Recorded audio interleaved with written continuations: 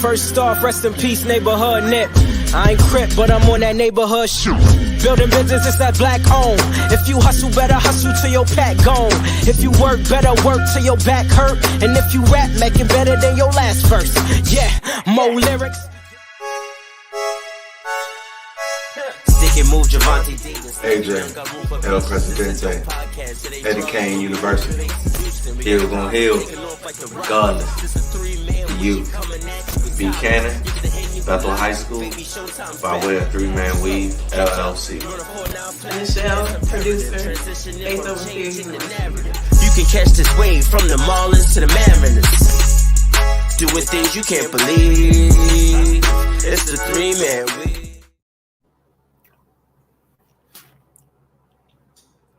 Is that an awkward silence? Because I made it. Yeah, you made it? I made it. Not in time, though. Oh, didn't say that. Okay. I said I made it. Okay, I just had to make sure.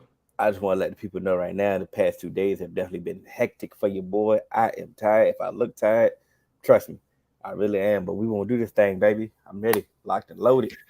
Yes, sir. Welcome back to another episode of the 3-Man Weave podcast. Man, hey, look, Cannon out there somewhere getting wet, but Hill and I, we are here. Absolutely. We are here. So this is episode 200. I almost said 2006. That was a really great time. But 2006 was a really great time. That was a good time. That was a great time. It was literally a summer for the books, but we'll get there. We'll get there. That year, 2007 is still one of the best years of my life. Like I'm telling you, look, man, I haven't topped that year, bro. I literally that year was that was just something different. I was literally talking to somebody about this the other day because I'm like, bro, you wasn't outside because they have posted people don't really realize how T-Pain was just like that guy around that time. And I'm like, yo, the combo of Pretty Ricky and T-Pain would really turn the grind sessions up to another level. And it was just a thing of beauty, man. Yeah, where they can find us at Hill. Yeah, I know y'all can catch us on all major podcast platforms, 3-Man Weave, Instagram, Twitter, 3-Man Weave _. You can email us at podcast.3.man.weave@gmail.com. Are we on Threads? We working on that. I think we will be there soon. When we get there, it's still gonna be 3-Man Weave _. You know what I'm saying? You know it. Shouts out to our guy George. George, how you miss me? You still talk to me every day. I know what he means, but I'm just messing with it. You still talk to me every day. But shouts out to my guy. It is football season, so I'm definitely probably going to be hating you even more, until February. Probably hate him till February. Then we start getting close to the basketball season. But definitely we're going to ramp up the hate on him when it comes there. But shouts out to the rest of the fools when they show up. Make sure y'all like, share, and subscribe. Yeah. And when we say like, we mean hit that thumbs up button that you see down there. Hit the thumbs up button. And you can also go over there and hit that little bell icon. And then, or is it this way? I think it's that way. Hit that bell icon so you can get all of our, amazing notifications. Which one do you? Shouts out to our guy, man. We ain't seen Mark in a while, man. He must be busy. I know, man. It was good to see him at Cannon wedding. Yeah, at the wedding, yeah. Man. It was good. Yeah, it was good to see. It's good to see actual, when you see people that you haven't seen in a while. I met DeAndre Perry for the first time at Cannon wedding. It was funny because at Cannon wedding, I'm getting out the car. I hear someone say, "Yo, AJ," I look back and I'm like, "Damn, is that Deuce? What you doing here?" And I'm like, "That ain't Deuce." I'm like, "That ain't Deuce. What's going on?" And so we got some doppelganger fours in this group because I'm like, "Hey, bro, I thought you was my brother, man." He was like, "Nah, DeAndre Perry." I was like, "Oh, great meeting you. But yeah, man, it's dope, man. We get to see some of the fours, live in person, man. It's great. It's great to see, man. So we got us an amazing community out here, man. Building something. We will continue to build something. Oh man, I ran through the rabbit hole on Netflix, brother. Of this thing right here. Absolutely, some of the best TV I've seen in a while, man. Oh wow, yeah, it was because stuff. Because of Peyton Manning is behind this, right? Yeah, This is his what is it called? Media company. Omaha Productions. Yeah, they taking care of this one, and it gives you an in-depth, insight behind the scenes of what actual quarterbacks go through. You know what I'm saying? And if you put let's say you put your biasness or you put your objectivity to the front of this, you can really see a gain or appreciation for all the quarterbacks involved in it. Right, 100%. To me, I think it does give you a lot more insight. It didn't seem, so cookie cutter, since you kind of, it was, I believe partnered with NFL Films, but I don't think, with it being, Omaha Productions in conjunction with NFL Films, I think you were able to get a little bit more insight. And then Peyton being not only a quarterback, but an all-time great quarterback, his mind allowed him to be like, hey, let's kind of get some of these things and get these aspects and get, just outside of the facility, get some of this stuff too, because this is important and you can kind of get more in-depth interaction from afar with these quarterbacks. It's some narrative changing things on here, man. Like on all three quarterbacks, when you think about it, like Mariota took some bullets, man. He took some bullets. They made it seem like he just left the team and just disappeared, and not knowing that he was actually injured. They put him on IR and he actually had a knee injury. You know what I'm saying? Don't get it twisted. He was playing bad. He deserved to be benched, and they showed that they didn't hide that aspect of it. But the fact that when we heard the fact, he just left the team once they announced that Desmond Ridder was going to play, like, where's Mariota? He just quit on the team. It's like, hold on, bro. It really didn't go down like that. Right. I mean, of course, I'm with you there. It didn't go down like that.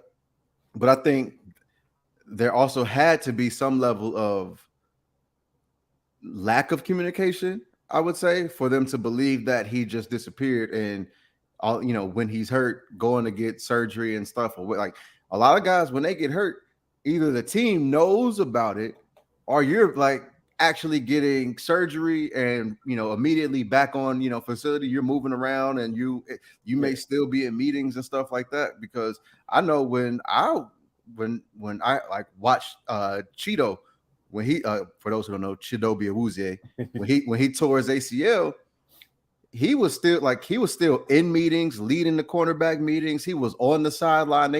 They put him in like a special, like they gave him a special seat on the sideline so he can be there with the the secondary and stuff like that.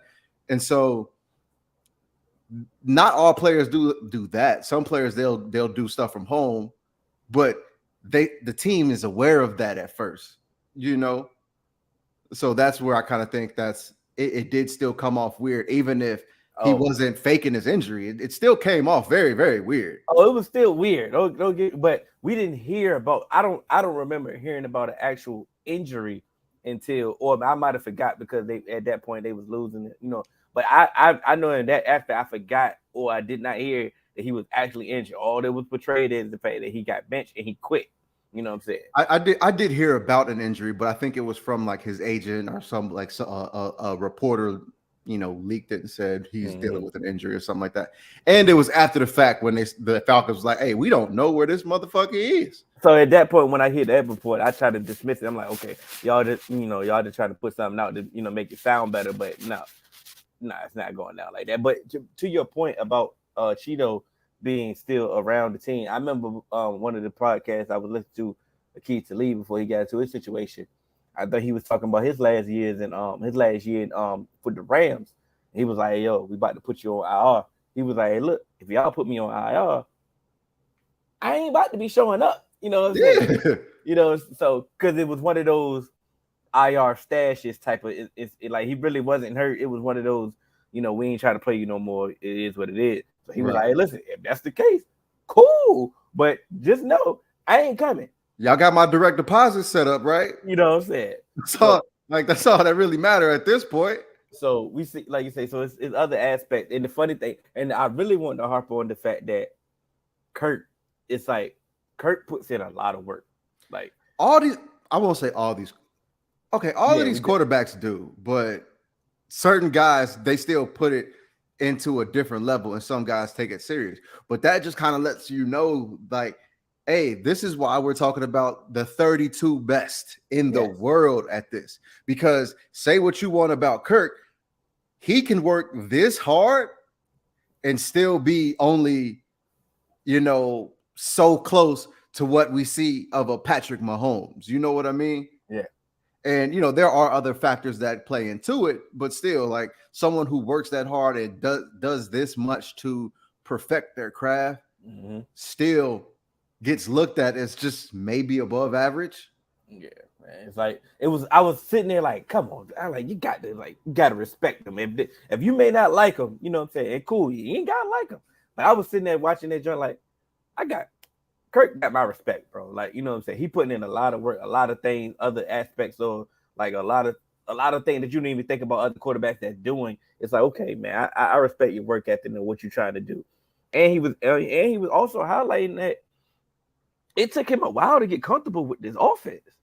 Yeah. And once again, those are things that people don't understand that go into these things. They just say, oh, you're supposed to just get on the field. This is your job, which it is. But also people have to realize sometimes when you start a new job and you've been doing one thing in your job for a certain amount of years, and then you go somewhere else and they like here, sometimes that on the job training look a little bit different when them bullets is flying at you. And those bullets are 300-pound dudes that can run a 4.5, 4.6. You know what I mean? And then you see in the other side of Mahomes, like I text you personally. I said, "Hey, I know it. I know." Like you can see the difference. You can see that he's mixed, and that's why it's so funny. Like the image that he portrays. You know what I'm saying? Clean cookie cutter. The good old boy image, what you would love for your quarterback to be. But then he showed that competitive side. And like how he be talking to some dudes, it's like, oh yeah. If you, I'm pretty sure, other than the AFC West, I'm pretty sure that you love or you like Patrick Mahomes. It's one of you watching that Jay like, oh yeah, I really like Patrick Mahomes now. Like I see the sauce. Like I see the sauce. Like, I can't even say I see the sauce because you can tell he's mixed and that he grew up with that side of his family for the most part. Absolutely. We heard his dad talk. Absolutely. And that's one of those. Hey, I didn't really start hanging out with my dad's side of the family until I graduated high school, got a little bit older, and they start bringing me around. That's one of those I'm mixed. But I can't say he got sauce. I could just say he has the competitive spirit. Because the competitive spirit come out like this. It sounds like the dudes I played baseball with, not the dudes I played football with. You dig what I'm saying? But it's still it's all there. It's all like it may not be Buffalo. Like Bankroll Fresh said, it's all there. It's all there. You know what I'm saying? It may not be Buffalo. But it's from garlic parmesan sauce. No. It's some sauce, you know what I'm saying? Just because it ain't spicy, don't mean it ain't sauce. But just a little teriyaki. You know what I'm saying? A little tang. It's renewed for season 2. And I'm gonna assume how they went about it is that we got an elite quarterback. They got a cool quarterback, and they got one of them journeyman fringe starters. So I'm going to go with that mindset, and I'm going to think about season 2. Who would you want to see be the next 3 quarterbacks for season 2? So after kind of, season 1, I think it may be kind of hard to find someone in that Mariota tier because I don't think a lot of people are necessarily interested. Like, I don't think a lot of quarterbacks would be like, hey, this could, like, I'm still fighting for my job with a young guy. But it's a possibility just depending on like the situation and, who's out there, because it could be someone who's in the transition and understands that they are, kind of on the way out. And that's what I was going to say. You got someone like Tannehill who, he knows that, I might have one more year after this, and it could just be, this could be my swan song anyway. Where because how old is Tannehill? Tannehill might be close to just holding a clipboard soon. Anyway, not. Quarterback play forever, so yeah. Let's see, Ross. If you can beat me to it, tell me how old. He was drafted in 2012, so he 34. So by next, yes. So by next season, he'd be 35, 36. You know what I mean? Yeah. So and yeah, and so it may not be time. He ain't no damn 27 boy. That's why I just laughed. But yeah, so it's like someone like Tannehill, depending on how things go with the the draft capital that they do have, you actually could look at someone like Geno Smith, who might be like, hey, I have a story that I want to tell, and show people that the work that I've put in, and this would be an opportunity to kind of on the tail end of his career, put out some things that are narrative changing about him, because from before last year, all we knew Geno Smith as, hey, you was talking shit and got your jaw knocked under the hot tub, dog. Mm-hmm. And you came out, you did some great things, but this would be a good chance for him to kind of, have a swan song out there, and do that. And as far as young quarterbacks, I know I've been hearing names like Kenny Pickett. I think it's too soon. Yeah, I do think it's too soon, because I think someone like Kenny Pickett is still trying to get acclimated. But by next season, that'll be they'd actually be doing it this season. Yeah. So, but yeah, I've definitely heard Joe Burrow. I definitely heard, quarterbacks like that. I actually don't know if this is something Joe Burrow would do right now, and not necessarily because he thinks it will be a distraction, but Joe Burrow doesn't do a lot of interviews. If you actually look at it, he does one interview every offseason. Bruh, is he still going to do that reoccurring thing with Colin? I'm not sure. Man, that shit be boring. Yeah, because and that's the thing, because Joe Burrow has a lot of personality, but sometimes just like he's like, hey, I ain't really into this. And so I think you have to catch him in his kind of just his natural element, which I do think that would allow it to be. But I don't think he would just say, yeah, let me do that, especially with the things that are going on with this team right now, where, we're in a window where it's like, hey, we really want it. In our locker room, I think we have one of the most close-knit locker rooms in the league right now. And so I think everyone is just in this window of urgency. So I don't think Joe Burrow would try and bring that in right now. I think I will. I was going to try to bait you to say Burrow too. I would say, yeah, you can be biased. Go ahead, let you go. But I think we should see Josh Allen. That was actually going to be my pick. But you also know who I think would be, even though he's boring, but I think people want to see it. Herbert. This is because this, once again, it changes the narrative. So exactly. I believe that showing another side of him would definitely, be beneficial. I think it'd be beneficial to him, actually. Yeah. And I think it would be beneficial. I think it would prop up his national platform more than it already is, because people have been trying to push him, to that forefront. And I think just having that access, like you said, it makes you respect them even more. So I think that's something that would be able to, allow him. I'm not saying that their team won't be there, but it's just something that after last season, it could almost wipe that out of people's memory bank, because you see the inner workings of Justin Herbert.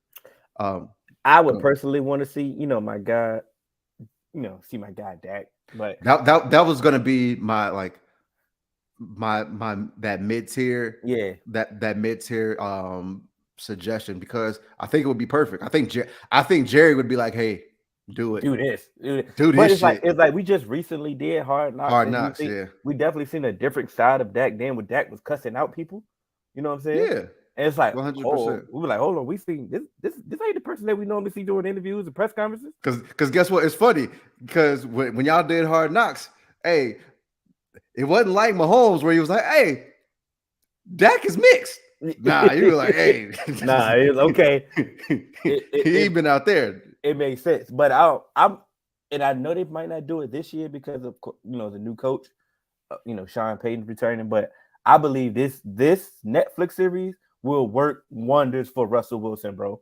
You talk about that. If you do Russell Wilson, you need some other people who are interesting because Russell Wilson is Wilson is interesting for the wrong reasons, boy. Like, bro, I think this would be one of those narrative change. Like, we talk about this being narrative changing. I don't think Russell Wilson will be able to change the narrative on him. I think it's going to be like, hey, he annoying as hell. When you finish watching, because Kirk Cousins is boring as hell, bro. Like, ain't nothing interesting about Kirk Cousins, bro. No, right. But at least we got to see how other aspects of him. Russell Wilson, we see enough of him on his and his wife's social media. Mm-hmm. I don't need no more, dog. I'm good. I am great. Trust me, it will work wonders for him, bro. Like, it was like, oh, okay, he'd be able to, take the gloves off. Take the gloves off, man. We go see, man. But I know we probably won't see Aaron Rodgers. No. I do think with everything going on, I think because they're not a surprise to me, but they could be a trendy one of those Super Bowl picks. I think Miami and Tua. I think that's something that you would be good because seeing how he's doing, like, you get to see that next step with Tua because he's coming off those concussions, and you can see how they're managing that. They have a really good team. They have a lot of pieces that could propel them into that conversation, and I won't say he's the forgotten one, but out of that Burrow, Herbert, and Tua draft, he's kind of fallen into that third tier. And so I think this would allow him to, once again, boost his profile, allow people to get it, see him. And then if you pair that with a successful season, then I think that boosts his profile as well. You know what? I think another narrative changing thing it would be beneficial. What about Lamar Jackson on here? Of course, I think Lamar Jackson is very polarizing in the sense that Lamar Jackson did not get quarterback as far as the media training goes. Lamar is always going to be Lamar. And so I think Lamar Jackson would be great in this. And I think in this situation, Lamar Jackson boosts his profile in the sense that you put Lamar Jackson on here, a lot of those people who trashed him about waiting so long for his contract and stuff like that. Oh, he's not a quarterback. You'll get to see how hard Lamar works, and you get to see all the stuff that Lamar does. And once again, what people forget at the time, every single time that Lamar Jackson has gotten hurt, the moment he got hurt, his team was in first place in the AFC North, and they were always fighting for the number 1 seed. I got a question before we move on. What was that? Is it too soon for Deshaun to get on? What? I don't know. Don't put him on here. Because this is some narrative change and stuff, and I don't want Deshaun Watson to be able to do the sympathetic figure stuff. And even once again, if he's innocent, that's fine. But you need to prove your innocence elsewhere. I don't want because we haven't really been able to unearth that. You know what I mean? So I don't want him to be able to to control the narrative. I want things to actually play out in court or however legally. Okay, but I'm just saying at some point, when we gonna get to the football aspect of it, Well, get to the football aspect by playing good football. All right, I just asked a question, my brother. I feel you. And I feel you, and I knew the answer. I knew your answer, but also the forces in here, you know, they could think of another way. Like you said, of course, I mean, they could rehabilitate his image as well, or they could just keep it strictly football. You know. Yeah. You know. Well, yeah. But it is a lot of off the field things that they highlight and they do. You know. So who, you know, we know where he can't go if he the focal point on here. Right. Let's move on. Real quick, because I heard it somewhere else, and I do want to get your thought because you said rehabilitating their image. Mm-hmm. What about Baker Mayfield as that tier 3 quarterback?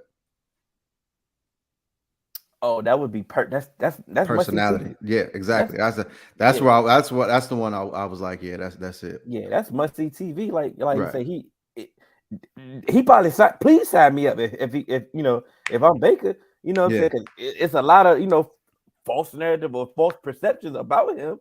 Let me show y'all how I get down in the locker room. Absolutely. He should be called. His agent should be calling. 100%. All right. We had a move finally that we've all been waiting for. Mm-hmm. And it's perfect because our guy Rowe is in the building. Mm-hmm. The Titans have landed their guy. This is what he's been wanting. He got what he wanted. Mm-hmm. This is kind of a move to make up, you know, take away the pain of seeing what it was like without AJ Brown. Mm-hmm. What are your thoughts on the DeAndre Hopkins move signing to Tennessee? Once we had like a couple of weeks back when we talked about it when it came to the Titans and the Patriots, I said he should go to the Titans because they desperately need him. Treylon Burks can definitely learn from DeAndre Hopkins, and everybody else can all benefit from a DeAndre Hopkins. Has his skills diminished? I'm pretty sure at this point, yes, they have went down, but at this juncture, he's still the best wide receiver walking into the building on that team. So, absolutely. It helps. It actually slows down the process for Burks because when Burke got drafted, he immediately needed to hit the ground running. Like he needed to immediately do what AJ Brown did, and he couldn't do that. Unfortunately, that's sometimes it's just unrealistic expectations. But those were the expectations. So unfortunately, now he can slow play. He can like, okay, I can, build on the glimpses that I've shown, and I can actually go out there and show the potential that I had being a first round draft pick. Once again, we know how it settles down the wide receiver room. We know he's a good third down threat, safety valve. And this team still wants to be competitive. Let's not get it twisted. Right. We, the outsiders, think that the Titans are, they're not contenders. They're not, they're not one of them ones. But that division ain't murderer's row. You know what I'm saying? This defense was still way too competitive. I'm not gonna say it's way too good, but it was way too competitive for them to just tank like you would suggest. So they was gonna still be in games regardless, because just off the simple fact that their defense. Now you bring in somebody like a DeAndre Hopkins that can just help the offense. And my thing is, okay, cool. You can say what you want about DeAndre Hopkins. It may not move the needle, but let's look at to next year. They have a lot of cap space next year. They could take it. I got a question for you. When has the Ravens been trash? In our lifetime. When they had some down season, every season ain't always been peachy keechy, but they have been a competitive franchise. Peachy. When that one? I never heard that. Peachy Keen? Yeah. Nah, it's Peachy? Okay. That must be a Portsmouth thing. Yeah, stay focused. But my thing about the Ravens is they've always been competitive since their existence, since they moved to Baltimore. Yeah. What's wrong with being a competitive team and still rebuilding? You can do both. You don't have to just flatten out. This ain't the NBA. You ain't got to tank. As long as you get like teams like this, when they're in that situation where they're still working to be competitive, mm-hmm. and they can keep their money right. Mm-hmm. It's always way to turn it over, because with roster turnover in football, you still have to just continuously just build because it's 53 players. You know what I mean? So tearing it down to the bare bones takes a while. And like, it's not guaranteed that that's going to work. Sometimes you just need to retool and actually look at from a top-down perspective and see, okay, what are we doing in the front office that isn't working? After that, go to your head coach. What am I doing that's not working about this? Am I putting guys in the wrong spot? Or am I trying to make guys fit into my scheme instead of get guys who can do certain things like just in football, and then I coach around that. And then you got to pass that down to your coordinators. And then once you get guys who just, hey, you're good at this. We saw Bill Belichick do that a lot, and we still see Bill Belichick do it. As much as you want to say that defense, like that defense that Bill Belichick put out there last season was amazing. Yeah, he made some questionable things to get like on his like coaching staff. Yes, but that defense that he put out there was amazing, and it's still what Bill Belichick does. Find guys who can do something good, and I'm gonna make you do that. And I think that's where a lot of things get lost, and also a lot of these dudes don't be good coaches anyway. But we know Vrabel can coach. But that's my point. And what we do know that Vrabel can coach also is a goddamn defense. Absolutely. So, and my also thing is like I say, I wasn't high on Will Levis. I'm still not high on Will Levis, but let's be optimistic at this point. He gets to develop. Right. So he gets to develop, and now they have their quarterback next year. It's like, so now you have your quarterback, and now you have all this cap space, and like now you have somebody, you have an actual GM, or you have an actual team that can still be competitive. That's all I'm saying is it's the fact that they don't have to just bottom out, to get back right. They can steady, like you said, to keep the money right, got the players keep the players in place, and just stay competitive, and you can rebuild like that. Like I said, when you think about it, when have the Ravens been trash in our lifetime? Exactly. They've always been competitive, and we always crowned them and praised them about that. We give them organizational benefit of the doubt because of that. And here's my thing.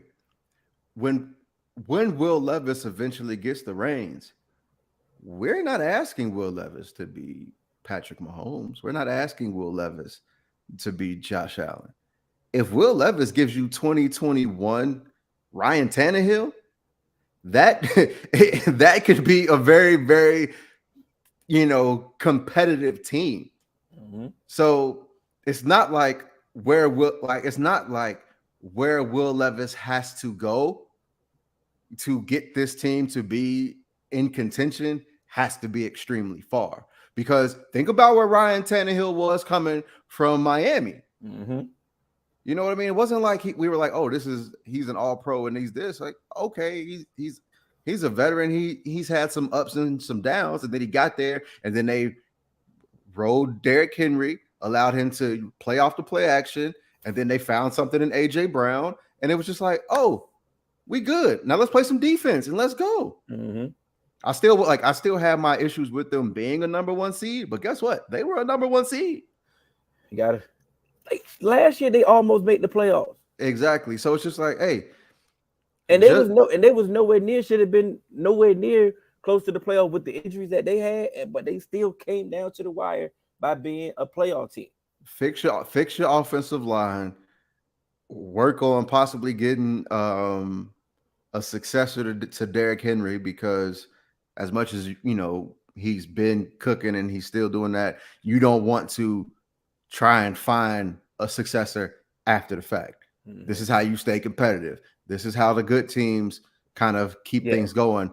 They continue to draft a year in advance. And so you like, as much as people say, oh, they're going to lose this person, but they already have somebody waiting in the wings. So I think being able to draft a year in advance might help them. So you got you'll have a quarterback on a rookie deal.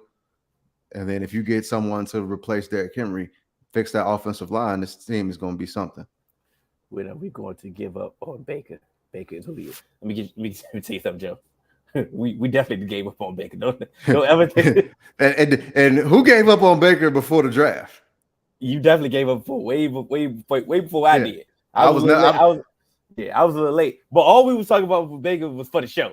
Right. You know? And entertainment value. We're not it's a possibility he could be Mariota on there and lose his job to Kyle Trask. We're not saying, hey, let's put Baker Mayfield on there because we think he's good. No, we putting Baker on there because it's good entertainment. We didn't say good football. We said good entertainment. This is television.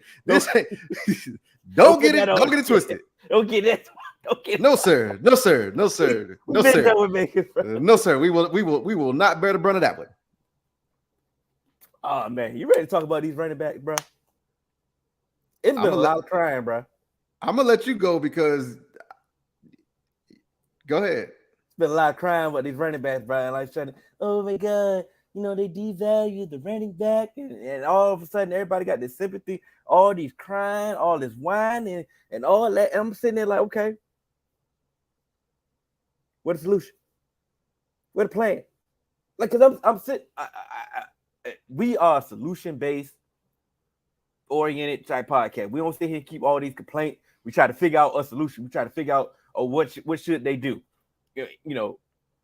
And I ain't heard no suggestions from nobody. A whole bunch of crying, a whole bunch of devaluation, and all this stuff. And I'm trying to figure out what's going on. That's my first quick rant. I'm gonna let you go. I'm gonna let you cook first. So this is kind of what I've been saying for years. Mm-hmm. And you and I have gone back and forth because it was always, you would say, pay your playmakers. And I'm like, I'm cool with that. But the reason I was saying what I was saying is that's not where the teams are going. And so we fought a lot about Joe Mixon's potential contract. And I was saying, don't sign him, just replace him, because that's where stuff is going. And you're gonna regret this contract once you sign it. And what happened? He didn't restructure. He took a pay cut. And when I say regret, not necessarily regret, like teams was like, oh, this player's not good. What I'm saying is you're basically signing a contract, and as soon as you can get out of it, you're getting out of it. And so to me, that was like you're washing your hands with the contract where you felt like it wasn't a good contract. So so I get what you're saying. And like what I've always said is we need to find a solution. And this is one thing that I've said going back a couple years ago as well, previously when, Joe Mixon was up and all of those guys, that whole offseason dudes was getting paid. Mm-hmm. And I was saying, hey, like, as you see, almost all of them outside of Derrick Henry have either and maybe Nick Chubb. I don't know if Nick Chubb got signed that offseason. I was the next one, but all of those guys have either been cut or traded outside of Derrick Henry. And so what I was saying is there needs to be a way for running backs to either hit the market sooner, or running backs need to be able to get some sort of guarantees, something where it's just like, when I'm on your roster, if you draft like in my rookie year, I need to have extra incentives, built in. The rookie wage scale, I understand that, but if I'm a rookie, I need to be able to escalate my contract, unlike some other players, because most players they get their biggest cash in on their second contract. Mm-hmm. Now we're starting to see running backs. Your first contract is literally your best chance, and then maybe the franchise tag. But then it's just like you don't really get much after that, because what I see now is teams are going to start drafting running backs, franchise tag them twice, and then move on, because franchise tagging, like, that's easy. And unlike other positions where you don't really want to hit that second franchise tag, you'll do that at a running back, because the way that these contracts are like falling, nobody is really like, it's like, oh, that's a drop in the bucket. We just draft somebody, we get somebody in the fourth round, and if depending on how you do on this, on this first franchise tag, we might just go with this 4th round running back, or we'll just draft another one. So you start to see the big name guys just kind of floating around. Go ahead. But my thing about that, like I said, my philosophy will never change. I want you pay my playmakers. I don't give a damn if it's the punter. Like I said, if he's efficient, if he's the best in the best, pay your punter. Pay your playmakers. I'm with you. This is tough. I pay everybody. I don't give a damn about your position. I don't care. I don't care about positional value. I'm with the players for sure. Pay them, but they not though. That's what I'm saying. But what we also always think about every time when we talk about a trade or we talk about any type of rumor, what we always focus on, who has the leverage, right? Right. We always focus on the leverage. Okay, let's go to let's for example the franchise tag running backs that didn't get a deal. So let's use Saquon Barkley. They should have paid Saquon. And they didn't pay him. I'm like, I got into this argument or this debate with a Giants fan. I'm saying that he doesn't have any leverage. Once they put the tag on him, that's it. They have the control. Now, are y'all gonna fight to get the franchise tag altered or out of the CBA? Probably not.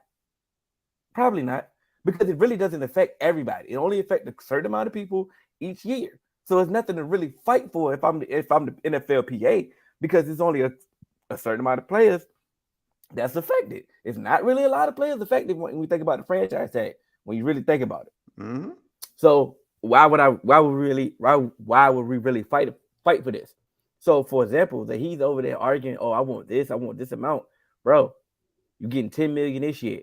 Next year, if they tag you again, you're going to get 12. If you add that up, that's 22 million guaranteed for a running back. That'll put you in the top echelon of the guaranteed money for the running back. Bro, at the end of the day, you can only get what your value is. Right. Like I say, so you can go to a job and if you, AJ, be like, they ask you, what's the pay rate that you want to get? I want to get 100,000 a year. Hey, listen, this job pay 80.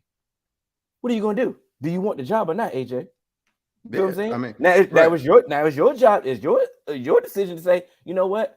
I respectfully decline. I'm gonna go elsewhere. I'm gonna take my services elsewhere. Okay, now you go try to find this $100,000 job. But if these jobs is only offering you $80,000, then what are you going to do? You take your ass to work and take this $80,000. Right. And the issue with it really comes down to the NFLPA. Like, they did not fight hard enough to maintain that leverage and allow fight back on that fine for holdouts now, because it pretty much was like that rule. That's what really put running backs in the worst position, because a lot of the other players just like they'll hold out, come, and then they'll get paid elsewhere in free agency. Where they see running backs, they'll be like, okay, let me go get a 3rd rounder or somebody like that, and we'll just build, we'll get some extra production somehow, or we'll do a running back by committee or something like that, and we'll make it work. And so I think what they, like you said, the franchise tag doesn't affect everyone. So this is the same thing we said about, quarterbacks. You need everybody. You need some of the more high profile positions and players to be able to stand up and pound the table for the others, and hold the line for the others, because those are the ones that can really help facilitate change. But if they don't care, then it's just like, that's what's gonna happen. Because we said it when that CBA got signed, it was like the NFLPA got their ass kicked. They gave up everything and then had to play an extra game. Can you imagine that? You have to play an extra game. You the most cast aside position, and you don't get any extra incentive to play that extra game. You don't get no extra money. You don't like nothing, but your value actually goes down in all of this. So other than complaining though, how about do something? Yeah. Okay, cool. You know what? In last episode when I was by myself, I gave Saquon all the credit in the world. He used every platform that he could get on. Every time they put a mic on in his face, he was talking. He's one of the most notable running backs in the league. So he was the face of he was pretty much the face of the franchise tag this year. So he was talking, and kudos to him. You know, he was talking. He got a lot of people on his side. He was changing that. He was getting that public perception on his side. But now we got to hit reality though. Now, okay, cool. I don't have to. If I'm the Giants, I didn't have to move from my number because I have you locked in. I don't have to move from my number. So at this point, what are you really doing at this point? Now you're just talking to argue. And the thing about it is, because these players have no leverage, that's all they can do, to be quite honest. And you can, and here's my thing. Saquon, it's nothing he can do. There is absolutely nothing that he can do because he hasn't signed the franchise tag yet. So he can hold out or whatever the case may be. Mm-hmm. But when that deadline comes, he's going to sign it and be on the field because guess what? He need the money. You don't get the money, you are only hurting yourself. And yes, Saquon Barkley on the field with Daniel Jones is going to, really assist Daniel Jones and help Daniel Jones look like, hey, the contract wasn't that stupid, even though it was. But if you don't show up, yeah, you're going to hurt the Giants, but you really hurting yourself. This is the funny thing about it all goes back to what I said last year when I said they should have picked up the 5th-year option for Daniel Jones. You know what I'm saying? They still probably wouldn't have gave Saquon a deal, but their cap situation would look totally better than, having a $20 million quarterback instead of a $40 million quarterback and a running back still on $10 million. But, you would have the opportunity to, probably pay him more. You probably could give him that money that he's asking for. But this is my thing. How about giving yourself a pitch count? How about giving yourself a minutes restriction? You know what I'm saying? Why don't you go in if these star running backs say, okay, cool. Let's for example, last year when they was just running Saquon to death, right? What does Saquon say? Hey, look, I ain't got no long-term deal. Hey, bro, I'm only running 15 carries a game, bro. And y'all better make the best of it. You know what I'm saying? Yeah. Y'all better make the best of it. Or if I get a hangnail. Oh, hey, take me out, coach. I ain't playing. I'm because and that's one of the things I like, and that needs to happen because you look at what y'all did to DeMarco Murray in Dallas. Ran that boy 750 times. And then say, oh, no, we ain't playing. We good. Yeah, we good. And so and that's what it really needs to come down to, where it's just like, hey, did the same thing. A little more grip, a little less lip. Because they know the numbers. They know the number. They know the threshold of amount of carries. I think it's like 300. You get to 300, you're not the same after that. Right. Okay, cool. I ain't running 300 carries, bro. Like I said, you got 215. Hey, at the most, you got 215, including the playoffs. And use them wisely. And don't let me be one of these receiving backs too. Hey, look, you got 15 touches for me, brother. But here, peep this. Don't let us be getting blown out. Oh, I'm sitting. Oh yeah, you better get somebody else to run this clock. Get somebody else to do it. Yeah, it's above me. Get somebody else to do it. But my thing is like you said, then that media perception is go ahead. That be he's not a team player. Oh, he's letting the team down. Oh, he quitting on the team. Oh, I ain't quitting.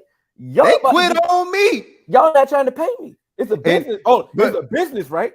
And this is what I've always said, especially to the fans who have bought into the narrative that the teams put out. Oh, loyalty, team-friendly deals, all of that shit. No, because they ain't loyal to you. Why would you be loyal to a team, take a pay cut for a team when they can just cut you? Same thing I said about Joe Burrow. Like when people talk about, Joe Burrow is going to take a team-friendly deal. Joe Burrow's not going to take a team-friendly deal. He's going to do a team-friendly structure maybe, but he ain't going to take he going to get his money.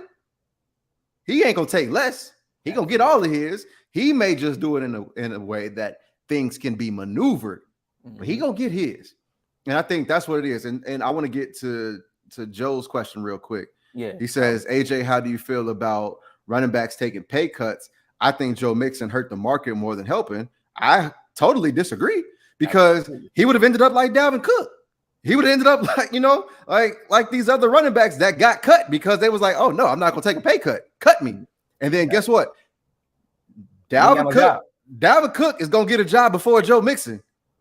And to me, Joe Mixon, he understood the writing on the wall. He's like, okay, look, I'm gonna be in a competitive place. My name ain't really that good in the streets right now anyway, even though I've been, had my charges dropped, been found innocent or whatever. My name ain't really good in these streets. Hey, they like me here. They familiar with me here. And technically, I'm still going to be the guy here. So at least let me know that I'm about to have some money coming in because his pay cut, like he took a pay cut for 2 seasons. Mm-hmm. So at least he know, instead of trying to get something on the open market, like you said, I'm going to take this $80K because with my resume, I don't know if I'm going to be able to find $100,000 right now. That's what I'm saying. Like, and it was funny because Dalvin Cook said, "Nah, I'm gonna wait till the franchise deadline before I sign because I don't want to mess up the market." Bro, who's advising you at this point? Because it didn't make any sense, bro. Because the market is like, hey, bro, hey, dog, the game fucked up as it is. Miles Sanders signed the best running back deal in this offseason, and that's trash, bro. Exactly. Coming off a Pro Bowl season. Yeah, a Pro Bowl season. The market is already messed up. I'm not sitting here acting like Miles Sanders is the best thing in the world, but he's been a productive running back for Philly since he's got there. And he had a Pro Bowl season, and he signed a regular deal. You feel what I'm saying? Mm-hmm. He signed a deal that I was like, oh, please rescind the franchise tag for Tony Pollard so we can get him this deal. Like yeah. I was hoping for that for my team. Like right. I said, now look at this. The Giants' final 3-year offer was in the ballpark of $11 million to $11.5 million per year, with guarantees between $22 million and $23 million. Those numbers were all within $1 million to $2 million on both ends of Barkley's reduced asking price. Bruh, you didn't sign that? You didn't sign that? And because that's the franchise tag. What are we doing here? Yeah, and also I understand people are talking like, it's kind of like what Joe said about messing up the market. Maybe he felt like this will mess up the market because he's taking a reduced number and all and it's just like that's what it is going to be for the franchise tag and all of that. Guys, you have to realize that the franchise tag is the average of the top 5 salaries. So if you're getting a long-term deal that is around what the franchise tag is, that's what you're going to get on the open market, most likely, or lower.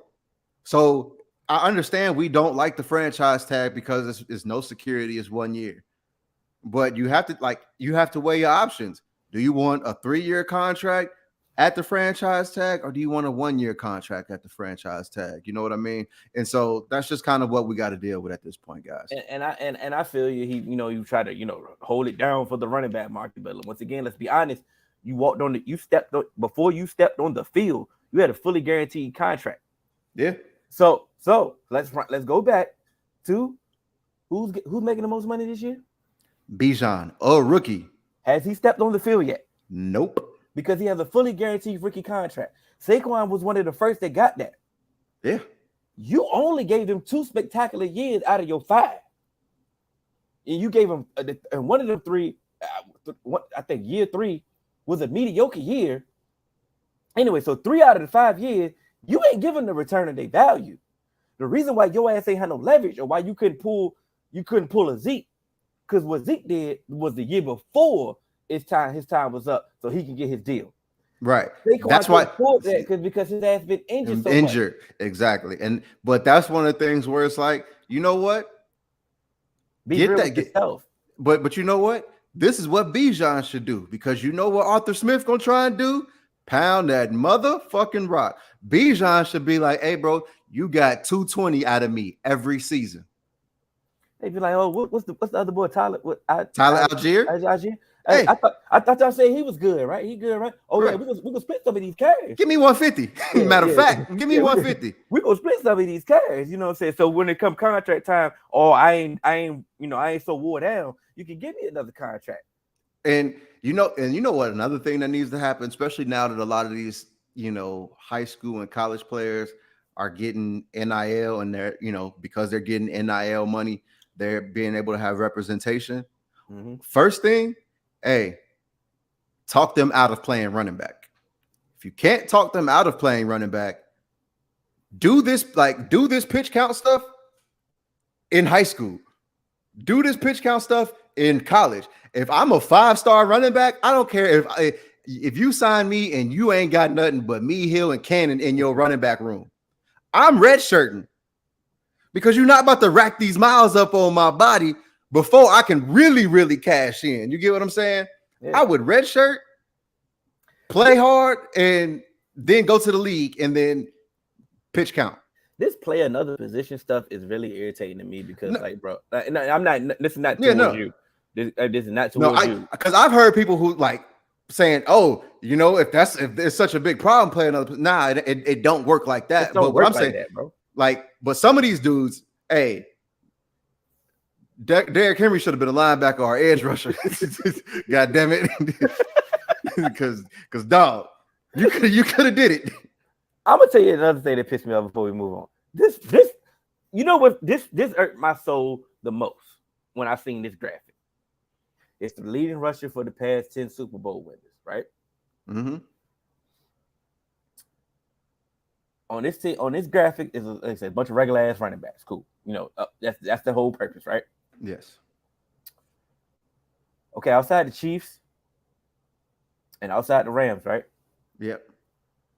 Where the leading wide receiver at on these teams? Where the highest paid wide receivers at? They up there. They up where? Oh, so they up where? They ain't on here. They ain't on these Super Bowl teams. On the Buccaneers, you had Mike Evans. Okay.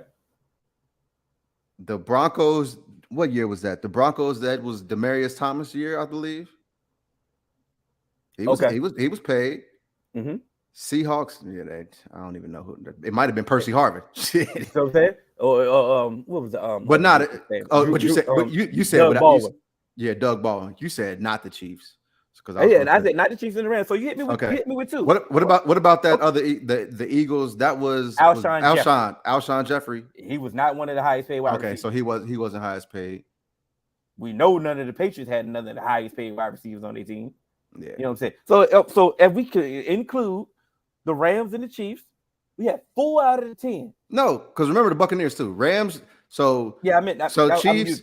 Okay. I said including the Rams and I try to exclude the Rams and the Chiefs at first, and you hit me with Mike Evans and you hit me with Demaryius Thomas at the time. Okay. So that's 4 out of the 10 on here have one of the highest paid wide receivers in here. Why are we not highlighting that? Because they get their money though. Another thing, since we want to talk about pay cuts, what quarterback was on here? That went out 4 out of the 10? It looked like when the Patriots won, I think that was Tom Brady. Mm-hmm. I think that was Tom Brady. I think when the Bucs won, I think that was Tom Brady, right? Yep. Oh, okay. Cool. When the Chiefs won, Chiefs just won with Patrick Mahomes getting paid. They won when he won't get paid at first. Yeah. So where all these highest paid quarterbacks on here? But you actually got to think every single team on here that's not Tom Brady and Matthew and the Rams, their quarterback was on their rookie deal. Mm-hmm. I think Mahomes. Even last year, I think that was the first year of his new deal, or was it his fifth year? We consider him as the one that he got paid. Right. He'll be the one of the highest paid. Him and then even the Eagles. You had the Eagles it was technically Carson Wentz, but he was on a rookie deal. Even though Nick Foles won it, but that was backup money. And then Peyton Manning, that was second contract. Bad neck Peyton Manning. Yeah. So I don't know what type of money he was on, but he was, right, highest paid. Right. And then Russell Wilson was on his rookie deal. It just pisses me off if we just highlight just the running backs. The running backs, then you can just win with anybody. Okay. Where the highest paid corners at on here? Other than Jalen Ramsey. I was about to say Jalen Ramsey. Who was on the Eagles that year? They damn sure wasn't no top tier cornerback. The Eagles. I mean, the Patriots didn't they have Stephon Gilmore one of those years? Nah. Yeah, he won. Stephon Gilmore. You had probably Aqib Talib is on one of them. Talib, I think Aqib Talib was on. I think Aqib Talib on the Patriots and the Broncos. Nah. Yeah, but he wasn't. He was on the Broncos. Okay, he was on the Broncos. But he wasn't the highest. He wasn't the highest paid corner. He was just good. And then Legion of Boom. Yeah, but they was broke. They wasn't paid yet when they won. Oh yeah, they wasn't. That was one of the anomalies. Like I said, their whole roster was broke except Marshawn at the time. You know what I'm saying? Yeah. But where the highest paid edge rushers? Because we only got Aaron Donald on here. Chris Jones. Von Miller wasn't paid yet. He was on his rookie deal. Oh yeah. Chris Jones, Aaron Donald. Cool. Use Von Miller. 3. That's 3. I was about to say the Eagles, but that was last year. The Eagles had Fletcher Cox, or was he a rookie deal? No, he probably was paid at that point. I think he's paid at that point. So you have Fletcher Cox. Okay. Cool. Was it the Legion of Boom wasn't paid, but wasn't Michael Bennett paid? Or was he highest? He wasn't. He wasn't. He won't highest paid nothing. No. Okay. Yeah. But you see my point.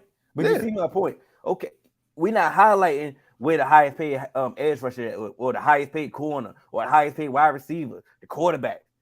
But all of a sudden, it's just the running backs. We just go focus on. But here's the thing: the reason why we're focusing on the running backs is because, like, I know what you're saying about this graphic, because it's also this was used to denigrate the running backs and say you don't need running backs. But what this actually shows is, hey, a lot of these other players, what it comes down to is you want to hit on draft picks with good players. Because if you can hit on all pro players on their rookie deal, especially quarterbacks, especially edge rushers, especially wide receivers, especially at the premium positions, that's really what's going to get you to the Super Bowl. And don't not about your highest paid, because if you actually look at it, also look at on the other team, sometimes in that Super Bowl, Joe Mixon was paid against the Rams, wasn't he? Mm-hmm. You know what I mean? And so it just all kind of depends on. Todd Gurley was paid when they lost to the Patriots. To the Patriots, yeah. You know so it doesn't necessarily mean that you aren't going to get you can't be competitive. It just so happens. Hey, it is what it is. Like, people want to talk about, you got to win with if you can't win, you can't win. I'm not. You can't. You got to win.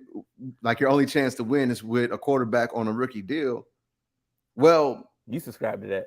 I don't subscribe to that. So what I'm saying is, that's when you should be going for it. Mm-hmm. Okay. Don't just be trying to just save money. And that was my fear with the Bengals, what they were going to do with Joe Burrow on a rookie deal. But then they was just like, hey, hold on, bro, we got you. And went out each year and, hey, made some signings.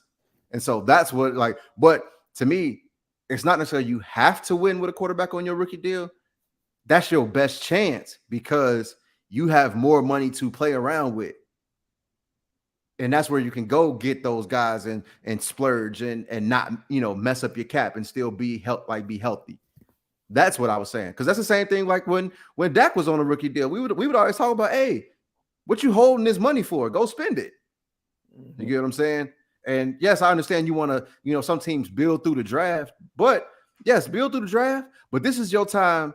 What I always say, use free agency to fill your immediate holes. You draft for the future. And if you can get one of those all-pro players, hey, by all means, there you go. But you fixed it now, and you're not relying on a draft pick. Yeah. It's just a fact. I like I said, I'm definitely not a fan. Look, don't get my hill. Man, yeah, it is. When you took it all the way up, and it was over. You tried to get the last drop. It was nothing's in there. Nothing left. I was very disappointed. Yeah, absolutely. Don't take me getting all hyped and highlighting that Saquon didn't have any leverage. is the fact that I don't think that anybody, I'm devaluing the position. I just understand that leverage is. I understand leverage.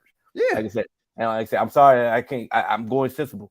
Like I think sensible. Like it is what it is, bro. Like you can't be emotional out here. It's a business, right? We can't pick and choose when we want it to be a business.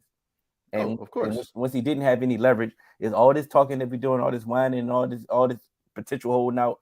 No, it's not gonna work. But like I said, pay all your playmakers. I don't give a damn, bro. Pay all your playmakers. 100%. Pay your playmakers, bro. It's just that simple for me. I don't give a damn. Ah, man. Let's talk some boxing, brother. Yeah, I'm with it, man. We got a big one. We got a big one this weekend. Is it this weekend? Oh, we do have one. We do have. Yeah. It is one this weekend, though. Right, but because we got Keyshawn this weekend, right? Or who you talking about? Keyshawn this weekend, but it's the small dude. Is it the Japanese dude? Inoue? Yeah. Yeah, versus Steve Fulton, right? Yeah, that's the fight this weekend, right? Mm-hmm. Yeah. That's a tough one. Yeah, no, it definitely is a tough one. And I've been one of those people who've like had Inoue in my pound for pound rankings for quite some time. I've had him quite high. And I think as he's starting to fight more competition, people are starting to be like, okay, he like that. He ain't supposed to be up there. I mean, he is supposed to be up there. And so I think that's going to be a good one. And Keyshawn Davis does fight this weekend. Okay, yeah. He fights Francesco Patera. He gonna knock his fucking ears off. He beat that boy. My thing about Fulton, anyway, this is one of his toughest fight, right? Toughest opponents, right? Mm-hmm. So this is gonna be a good one, right? Yeah, this is gonna be a good one. So who you got? I got Inoue. It's going the distance. No. Inoue gonna get him out there in the championship rounds. He's gonna put a lot of pressure on him, and he gonna put him out in round I'm going round 11. Okay. Who you got? I think it's going the distance. Okay. But I got Inoue as well. I think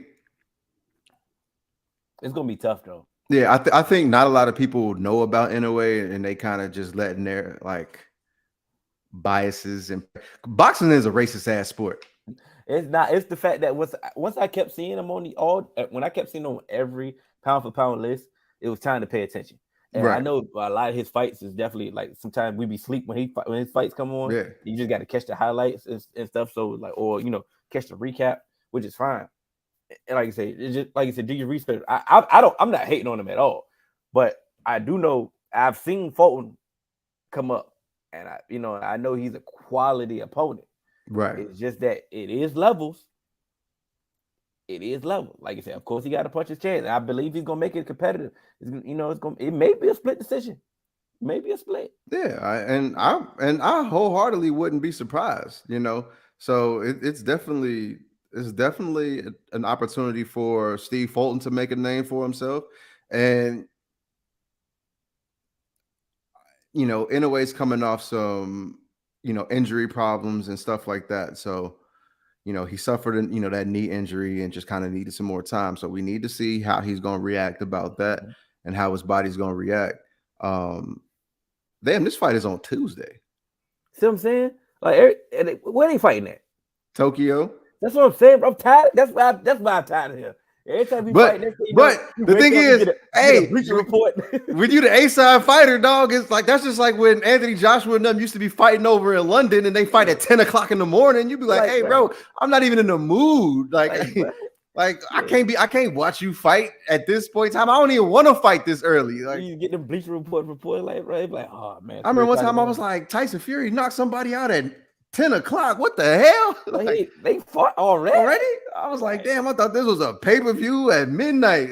But yeah, no, that's one of the things about when you are watching, when you have these other fighters from other countries, because if they are the A-side fighter, as we've seen with Devin Haney and Kambosos, You got to go over there. Yeah. And when you go over there, they is not on our time. They will not make this fight for Americans. You know what I mean? So, like when they fight at Vegas, they put the fight at 9:00, which is midnight on the East Coast, which is hard enough. So it's just like, hey, you know, I get it. But speaking of hating, yeah, he had a decision. He has a decision to make. Yeah. And, Regis Prograis or Shakur Stevenson. What do you think the decision he's going to make? Fight Regis, dog. Like, yes, you can fight Shakur at 135. But why? Because to me, you fight Shakur at 135, then what? You already have some of the big names at 135 saying they're going to 140 anyway, right? Go up there, get a belt at 140, and do the same thing you did at 135. Get a belt and now make people shoot at you. To me, and then you making people shoot at you that can bring you more money, can bring you more notoriety, and so a possibility of you being the A-side fighter with a lesser fan base, which allows you to build your brand and build your fan base. You know what I mean? Fighting Shakur Stevenson, he's big in, you know, boxing circles and in some casual fans know who Shakur Stevenson is. But Shakur Stevenson is not a big boxing draw. Shakur Stevenson just passed 1 million followers on Instagram and stuff like that. And that's one of the things that we talked about in that Tank and Garcia fight, when it was just like, yo, even though people, you know, especially black people think Tank is the bigger fighter, Ryan Garcia actually has the larger fan base. You know what I mean? And so that's what made that a pay-per-view fight. And that's what allowed it. And we saw Ryan Garcia took some concessions. It did numbers. And Ryan Garcia still made more money than he ever made in defeat. And so to me, if I see that and I see Shakur Stevenson calling my name, yeah, Shakur Stevenson calling my name, but people would watch me fight Ryan Garcia. People won't down talk me for taking Ryan Garcia at 140 after fighting Regis Prograis. Okay. But if I fight Shakur Stevenson, what do I do next? So this is my question to you. Okay. He can't do both?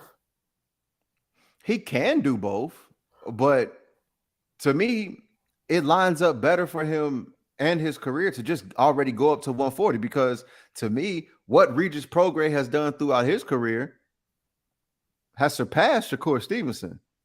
Okay. And once again, like I said, people may just know the name of Shakur Stevenson because he was an Olympian and all of that. But when it comes to resume, at this point in their careers, it's more impressive to have Regis Prograis on your resume than it is that Shakur Stevenson won, because Regis Prograis is a champion. Shakur Stevenson is just now coming up to 135, and people are already thinking you should move up to 140. Yes, that would be the boxing business where you can get Shakur Stevenson early and have him on your resume, and then as he builds his name, that's fine.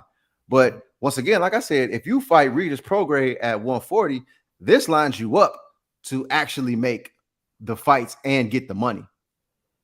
Because yes, you can fight Shakur Stevenson, but then even if you go up to 140, some of those 140 guys may have already, you know, started getting belts, and now you got to make those concessions again when you can go up there, beat Regis Prograis, and you already got a belt before Ryan Garcia even has taken a fight, before Tio or any of those guys have taken a fight, before Tank, if he goes back up to 140, which is a very high possibility. Now they kind of got to shoot at you now. Okay, so my thing is, though, if you take the Prograis, you take that fight, right? Does the timeline actually go the way that you just described it? Does he get a Ryan Garcia after that? Does he get a T.O. after that? Does Tank come up after that? I know you can't predict, and you really can't predict it, but I'm saying, let's say, what if it doesn't go as you described it? What if it doesn't go as planned? Now, what did you just do? Like you said, when I'm thinking that, let's say for example, let's say you go ahead and fight Shakur, and then you go ahead and fight Progress next. You can still continue to do what you planned on. Like I said, what do we even know when Ryan Garcia is getting back in the ring? No, we don't necessarily know when Ryan Garcia is getting back in the ring. T.O. just unretired. Right. He may retire by the time we finish his pod. Who knows? Tank just got out of jail. Right. But here's the thing. I would shoot for Regis Prograis first, because if you think about it, Shakur Stevenson is 26. Mm-hmm. He's only going to build his profile, so you can always go back to him. Mm-hmm. Regis Prograis is a 34-year-old champion. Mm-hmm. If you don't get him now, you may never get him, and this is your opportunity to get his belt. So go get his belt, and then, like I said, now you are one of those people at the top of the mountain that people are shooting for. You go fight Shakur Stevenson for your belts, basically. You fight Shakur Stevenson for your belts, a 26-year-old Shakur Stevenson for your belts. You beat him. Cool. You just had another title defense. What if the timelines don't match up with those guys at 140 anyway? Mm-hmm. You get what I'm saying? So that's my thing. Don't really worry about the timelines. Just go ahead and get the fights, and that, like, everything else is going to take care of itself. Okay, because we like you said, we don't know when Tank is coming back because he just got out of jail. We don't know when T.O. is going to fight. We don't know when Ryan Garcia is going to get back in the ring. But what I will say, Ryan Garcia does want to get back in the ring. He definitely. I mean, he's been training. He looked like he's trying to get back. Right. I just don't know when his next fight is going to be. So what? So I don't. Haney not that good, but I think he should take Stevenson first. How is Haney? I just don't get how people don't think Haney is good. I'm not saying Haney is an elite A-level fighter, but you can't tell me he's not good when he's had the title defenses that he's had against the talent that he's had. And say what you like, Hill. You say, like, we've even talked, like, and come leading to the fight, he was like, Lomachenko, what? Like, overrated, this and that. But it's just like, you see him fighting, it's like, okay, never mind. Like, this was a good fight. Like, he's a good fighter. So even if you don't think Lomachenko is an A-level fighter where people had him, he's a good fighter. And he has a better resume than Shakur Stevenson. I wasn't that off on Lomachenko, you know what I'm saying? But I feel what you're saying. But what I'm saying, you put some sauce on that one. No, because you put some sauce on it too, because like you were saying he was ass. I'm like, nah, like he's fought because he has fought. Ass. I said he was ass. Do I need to? You ain't never called him his real name. You've been calling him Lomax. It's just Loma. Right, Loma. Try to spell on it.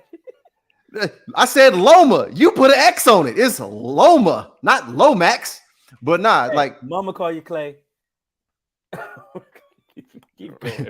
But nah, so it's just like you can't, like, to me, coming out of that Devin Haney fight, even if you don't think Devin Haney is an elite level fighter, seeing him fight against Lomachenko, beating Kambosos, and having some of the other fights that he's already had, you can't tell me he's not good in comparison to the other people in that division. Because once again, like I said before, the four kings of that division at one point was Tank, Haney, and Haney lost his last fight, truthfully. Oh my gosh.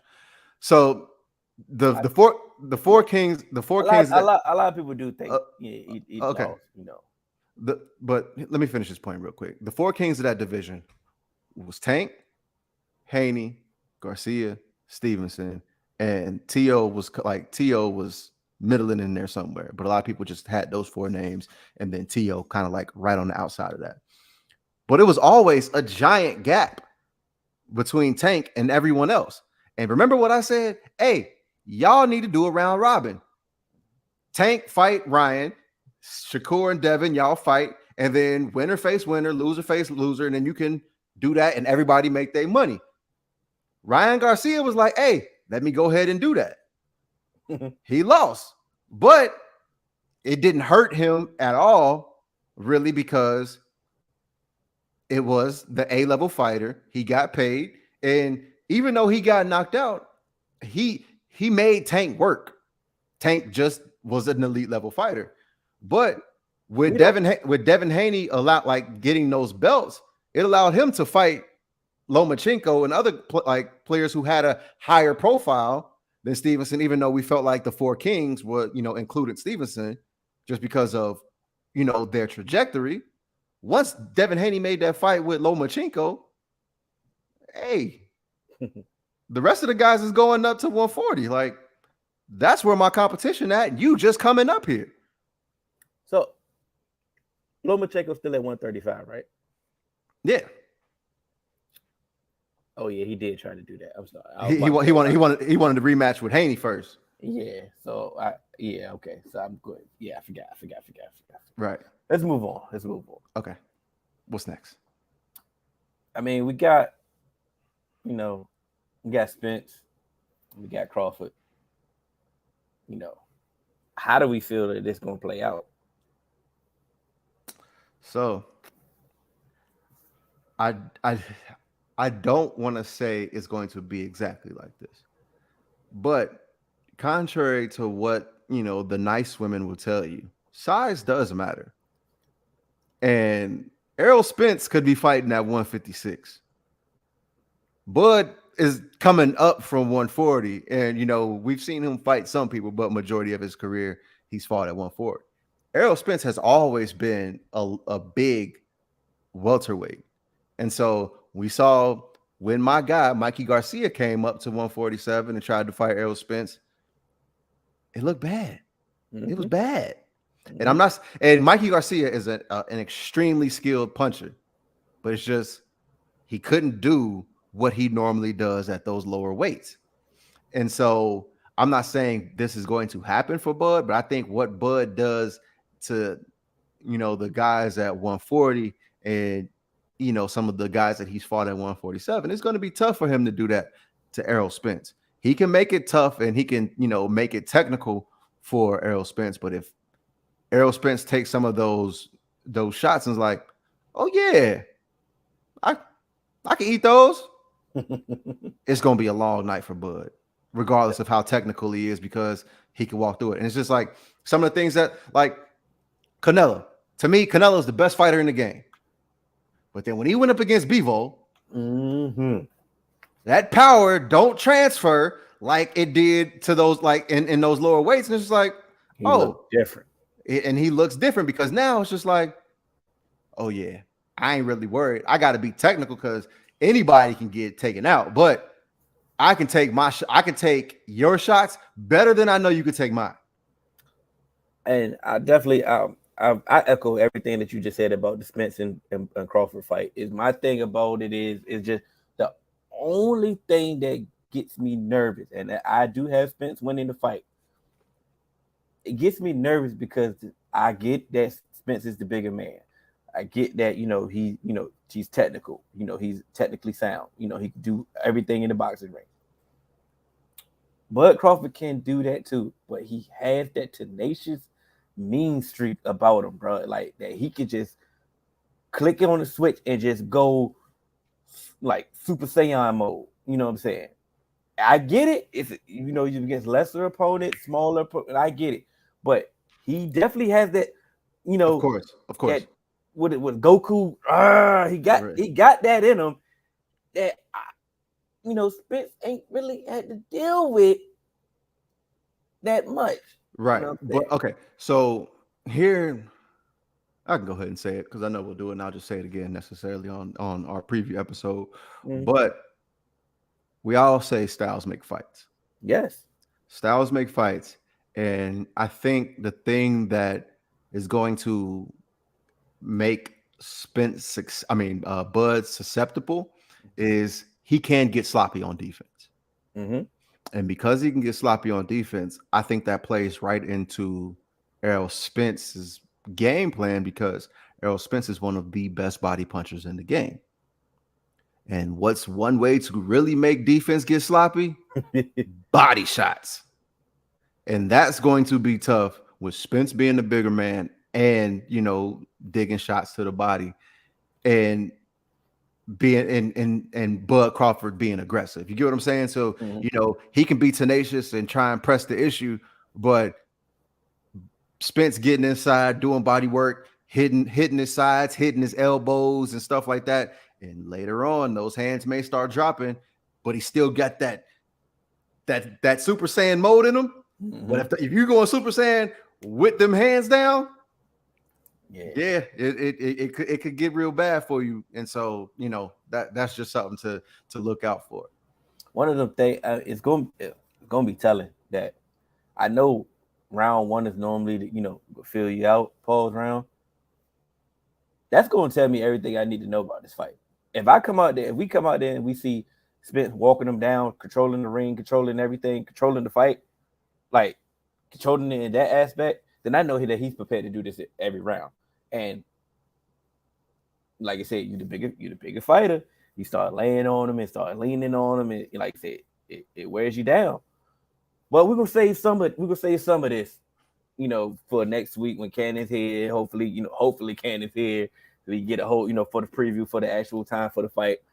But I think last week, was it last week? I wasn't here last week. But was it? It might have been last week or a couple weeks ago. Boots had an impressive fight. Right. It was last week. Yeah. He had an impressive fight. And, he's been called. He called out. He wants the winner of, Bud or Spence. He wants the winner. He already said that. I don't care. I want the winner. And I know Cannon had hit me up about it. He was like, yo, he may get one of these fights. And I'm saying to myself, I'm like, we're not going to see neither one of these fights.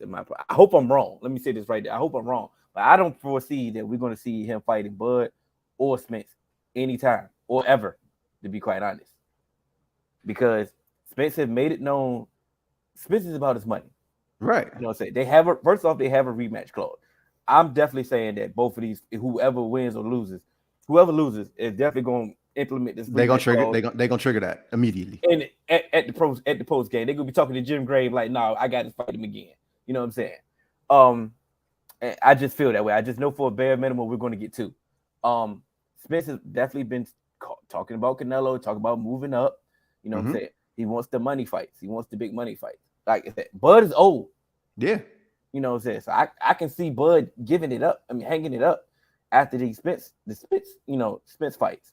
So unfortunately, I just don't think that we're going to see Boots get these caliber fighters. Yeah, no, because I don't think as much as Boots has done with his career, I just don't think once again, I've always said this. There's certain caliber of fighters that they don't have to listen to you when you call their name. Yes.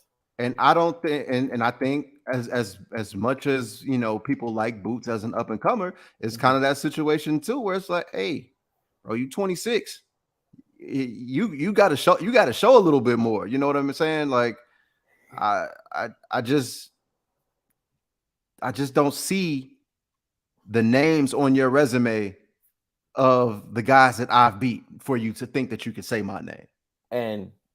And that's why, and I'm not taking nothing away from your point, because that's a great point. And like I said, his knockout ratio is impeccable. My thing is, I believe though, those lower, because we talk about the upper echelon, the one of them ones, that's Bud and Spence. Yeah. They are not scared of Boots.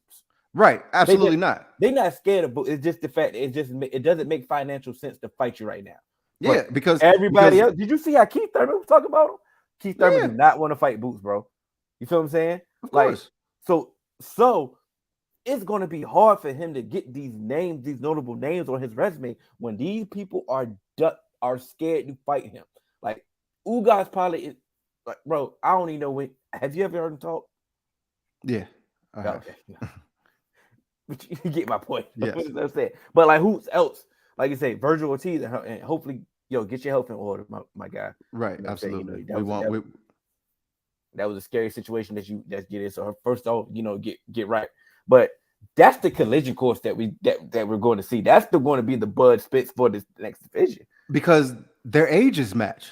You got to build that up. We got to just right. give up on. That's why I was trying to tell Ken. I'm like, we may have to give up on seeing him against Bud and Spence. I hope I'm wrong.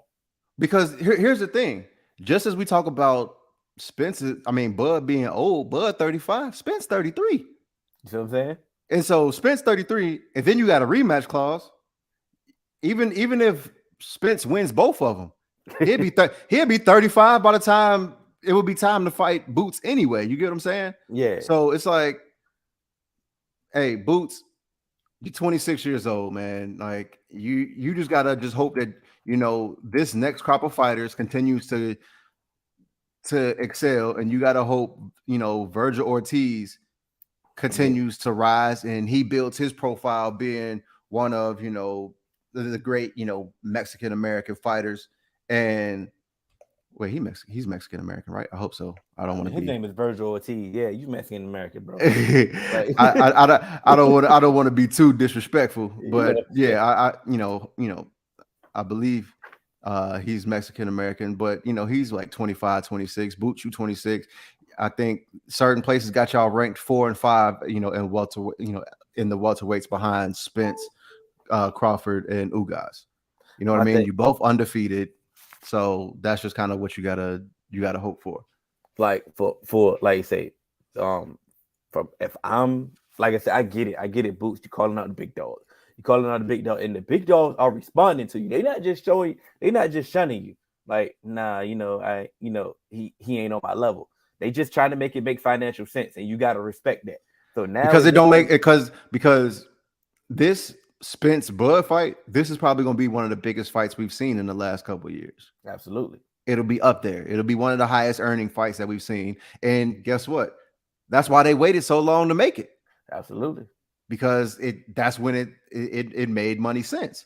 And that, like, hey, I understand, but you kind of, when you don't jump out early in your career and just build a giant fan base and you slow play it, that's kind of, and I'm not saying he's slow playing his career, but this is what I'm saying with some of these other guys, because he has a great knockout percentage. He has, to be 26 and have 31 fights.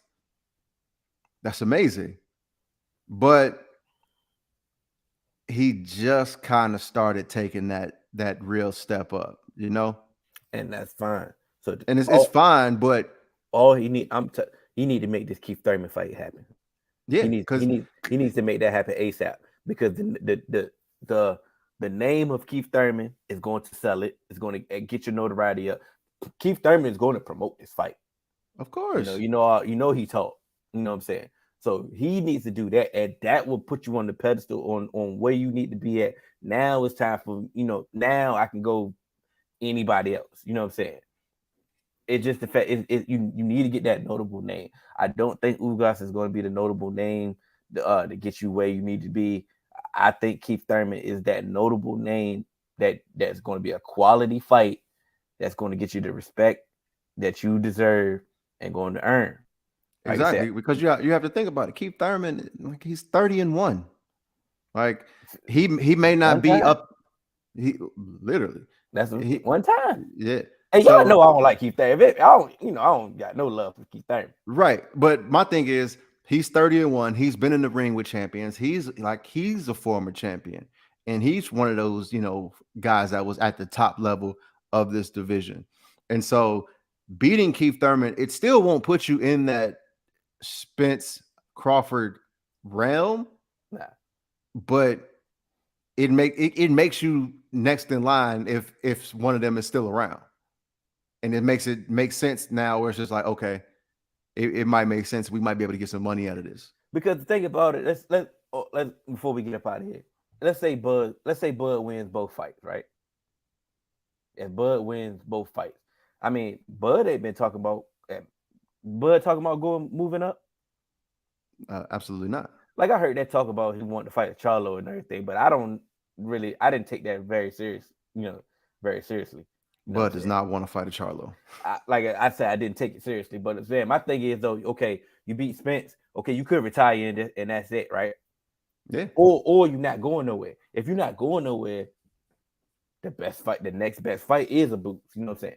So it's a possibility that it could happen. Let's say hypothetically, but we know for a fact that Spence wins. Let's say Spence wins twice. Spence gone. Spence going to 154. Yeah. So, your best bet is just to. I think your best bet is to go for Keith Thurman, and then your best bet is just to keep chirping at Bud, because Bud has just got that. Like, bro, what you say? Like, you ain't gonna keep saying my name, goddamn it. Yeah, that's somebody that'll just make the fight happen just because, like, bro, you like, said all right, cool. You talking? Let's do it. But yeah, man, this is episode 206. I appreciate all the fours that showed up. You know what I'm saying? Throw your fours up.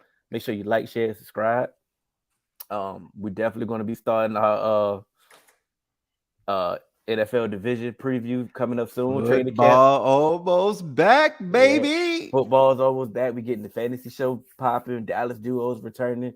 Man, y'all just make sure y'all subscribe and got your notifications on for the 3-Man Weave YouTube channel. You know what time? You know how we cook up in football season. It's about to get, we're about to go up a whole nother notch. The apparel is coming soon. We are definitely not capping about that. It definitely is coming soon. Yeah. Coming a couple weeks. Yes, sir. We keep it going. I'm Hill. AJ. Cannon out there. He got to be dry by now, right? I would hope so. It's a little late. This is how you catch a cold. All right, y'all. We out. I don't care. I mean nothing to me.